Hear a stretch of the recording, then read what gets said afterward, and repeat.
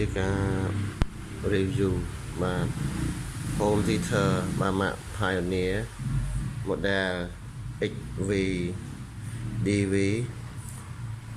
232បាទយើងមើលខាងក្រោយនេះបាទតែនេះគឺរួនបាទរួនដុតភ្លើងចូលបាទវាប្រើភ្លើង100 វ៉ុលបាទកម្លាំងភ្លើងចូលតែ45 វ៉ាត់ទេតែបើវាយចេញវិញសម្លេងវាបាន275 វ៉ាត់អូខេមើលខាងនេះវិញខាងនេះបាទមាន speaker បាទចំនួន6គ្រាប់ទាំងអស់បាទពណ៌ខ្មៅនេះអានឹងដោត center បាទនឹងមានកូនវាផ្ដេកបាទចំណុចពណ៌បាទរៀងស្វាយ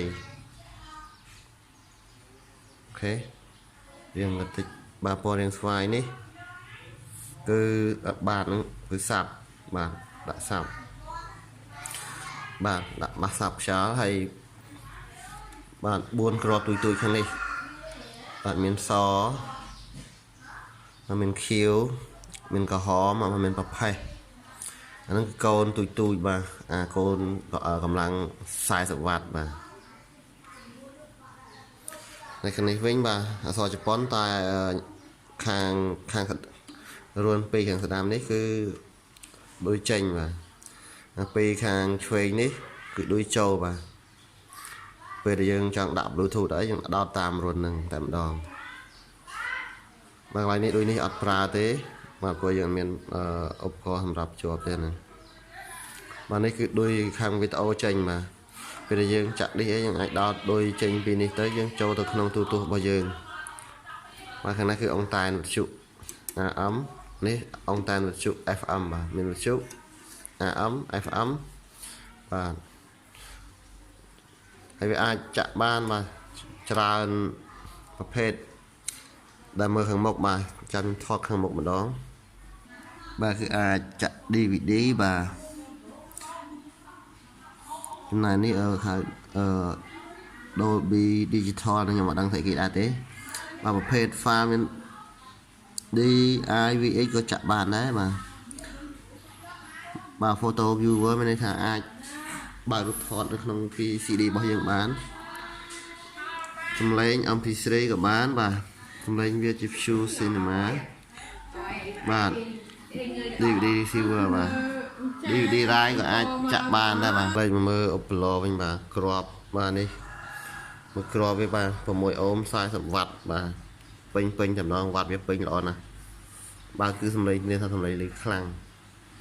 គ្រាប់នេះវិញបាទនឹងគ្រាប់ផ្ដេកបាទ center បាទគ្រាប់ផ្ដេក center បាទ40 វ៉ាត់ដូចគ្នាហើយ6អូមដូចគ្នាកូនប្រឈមបាទមាន4គ្រាប់បាទកូនផ្ដេកមាន1គ្រាប់ហើយ center បាទគេហៅថា center បាទនៅសំណុំទៅម្ដងបាទហើយមួយនោះវិញគឺសាប់បាទសាប់អូប៉ូឡូផាយជា72ទឹកបាទផាយជាមួយទឹក8បាទសំឡេងបុកបាសធ្ងន់ល្អបាទហើយបាទនេះបាទសាប់កម្លាំងសាប់បាទ75 វ៉ាត់តែដូចអត់ទៅច្បាស់បាទជាសារខ្ញុំសូមរកឡើងភ្លើងទីសិនបាទគឺកម្លាំង75 វ៉ាត់បាទនេះគឺកម្លាំងក្នុងបាសសាប់បាទសាប់ woofer បាទគឺមានលេខមានពណ៌របស់វាត្រឹមត្រូវបាទបើបងប្អូនយកទៅដោតគឺស្រួលចំណាំបងបើសិនជាមើលពណ៌ថាតែមដែលបិទនៅលើ speaker ហ្នឹងពណ៌អីយើងដោតរួនហ្នឹងតែម្ដងអញ្ចឹងគឺអត់ពិបាកទេយើងអាចដកចេញហើយពេលយើងដោតគឺយើងអាចមើលតែពណ៌ទៅបាទពណ៌នៅក្នុងក្បាលនេះហើយនឹងពណ៌តែមបាទនៅក្នុងបាសតែម្ដងគេបិទពីក្រោយបាទសូមអរគុណសូមចាំទស្សនាវីដេអូក្រោយៗទៀតបាទអរគុណច្រើនជម្រាបលា